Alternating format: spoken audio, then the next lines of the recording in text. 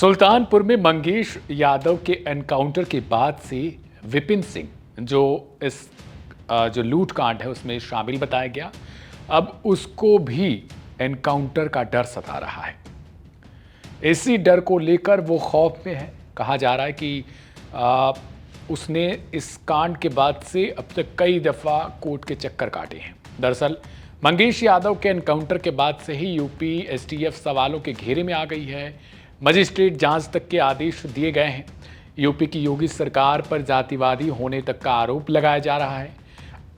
सपा समर्थक जो हैं उनकी ओर से पूरी लिस्ट भी साझा की जा रही सोशल मीडिया के तमाम प्लेटफॉर्म्स पर कि योगी सरकार ठाकुरवादी सोच पर है और इस सरकार में ठाकुर सोच चरम पर है।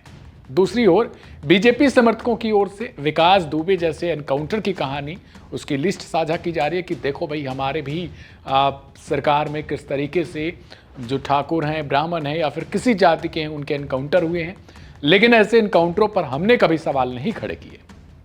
ऐसे ही दोनों तरफ से कयासबाजी जारी है।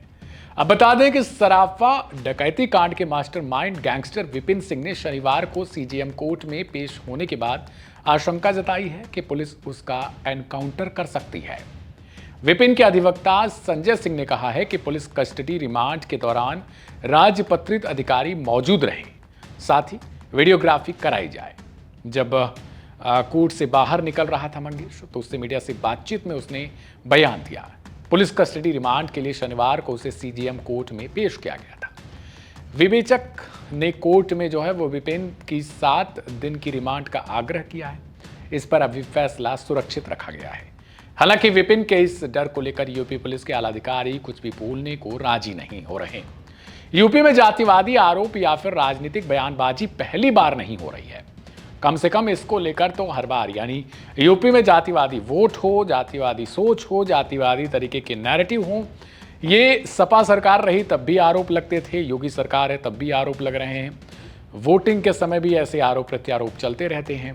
पहले भी देवरिया में प्रेम यादव को लेकर कई तरीके के आरोप लगे तो सपा बीजेपी के समर्थक आमने सामने आ गए। यहाँ तक कि उच्च कोर्ट के नेता जो हैं, यानी अपर लेवल के नेता जो सपा में भी हैं, बीजेपी में भी है, वो भी आमने सामने आ गए थे। यहाँ तक शिवपाल और दूसरी तरफ शलभ मणि त्रिपाठी भी एक दूसरी की पार्टियों को लेकर आरोप प्रत्यारोप करते रहे।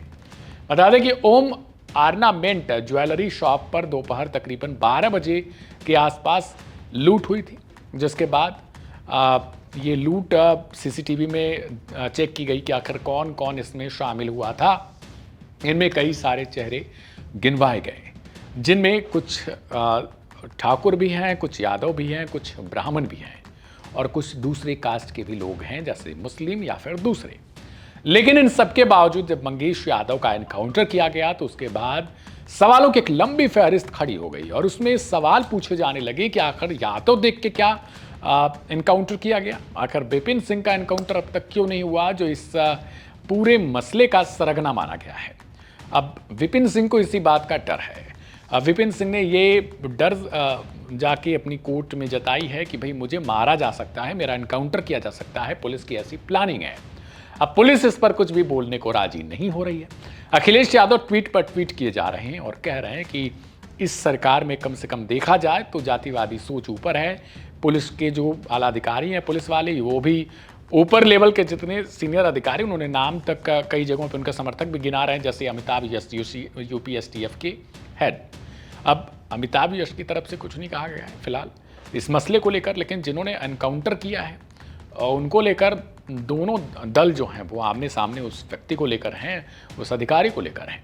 हालांकि देखना दिलचस्प ये हो जाता है कि विपिन सिंह को जब डर सता रहा है तो आखिर कोर्ट ने जो फैसला सुरक्षित रखा है रिमांड को लेकर, उस पर क्या फैसला आएगा। दूसरी तरफ क्या किसी प्रकार से यूपी पुलिस इसी तरकीब में लगी हुई है कि विपिन सिंह का भी एनकाउंटर होगा। बहरहाल पुलिस की तरफ से